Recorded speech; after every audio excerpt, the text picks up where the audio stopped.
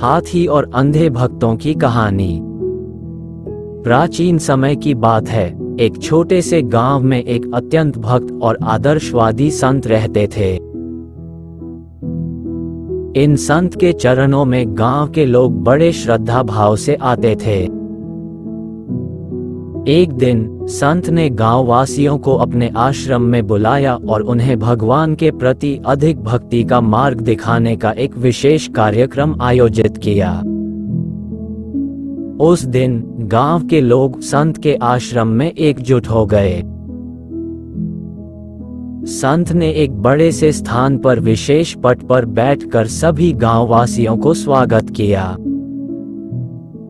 उन्होंने उन्हें भगवान के भक्ति का मार्ग और सच्चे धर्म का रहस्य बताया। उन्होंने कहा कि भगवान को प्राप्त करने के लिए ईमानदारी और धैर्य से भरी भक्ति जरूरी होती है। वे सभी लोग अपने जीवन को सच्चे धर्म में बिताएं और अपने कर्मों में ईमानदार रहें, तभी भगवान के प्रति सच्ची भक्ति होती है। एक गांववासी ने प्रश्न किया, प्रभु, आपने सही कहा है कि सच्ची भक्ति के लिए धैर्य और ईमानदारी जरूरी है, लेकिन क्या हम आपके बिना भगवान को प्राप्त नहीं कर सकते? संत ने उसे समझाया, भगवान की भक्ति का मार्ग हर किसी के लिए अलग अलग हो सकता है, लेकिन ईमानदारी और धैर्य सभी को सच्ची भक्ति की ओर ले जाते हैं। भगवान ने हम सभी को विभिन्न तरीकों से उनकी भक्ति का मार्ग बताया है और हर किसी का ये कर्तव्य है कि वे अपने मार्ग पर दृढ़ रहें और सच्ची भक्ति के साथ उसे प्राप्त करें। इसी बीच एक भक्त ने संत से पूछा, प्रभु, हमारे पास इतनी दीर्घकाय है, तो क्या हम भगवान को भक्ति का मार्ग तैयार करने के लिए धन्यवाद दे सकते हैं? संत ने मुस्कराते हुए कहा, बिल्कुल, यह एक बड़ी सुंदर सोच है। धन्यवाद देने से भगवान की भक्ति बढ़ जाती है। आप सभी को धन्यवाद देने का मौका मिलेगा। इस तरह सभी गांववासी धन्यवाद देने के लिए तैयार हो गए।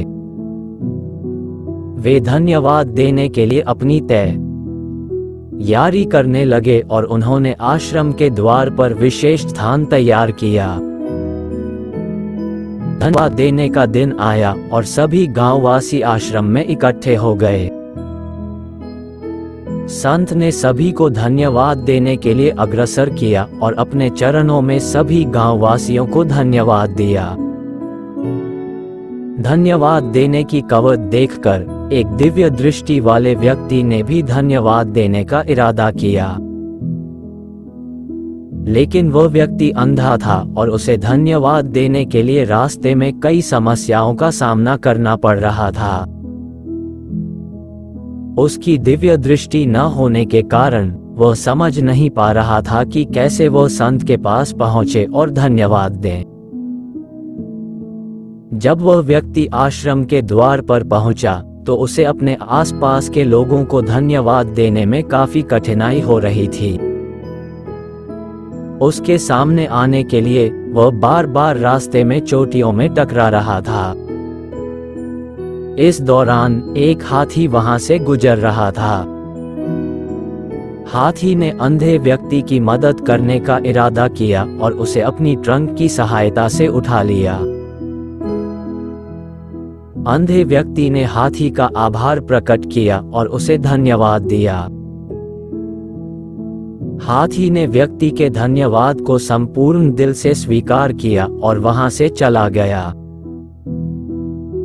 अंधे व्यक्ति ने अपने आश्रम में पहुंचते ही संत के चरणों में धन्यवाद देने का इरादा किया। उसने अपने मन में ईश्वर की प्रति विशेष भक्ति और आभार रखते हुए संत के चरणों में अपनी समस्त भक्ति को रख दिया। संत ने उसे प्यार से गले लगाया और उसके धन्यवाद को स्वीकार किया। उसने कहा, बेटा, ये तुम्हारी सच्ची भक्ति है। भगवान को प्राप्त करने के लिए धन्यवाद देने का ये तुम्हारा सच्चा और ईमानदारी से भरा हुआ धन्यवाद है। इस कहानी से हमें ये सीख मिलती है कि भगवान की भक्ति के लिए अंधे भी ईमानदारी और धैर्य से भरी भक्ति का पालन कर सकते हैं।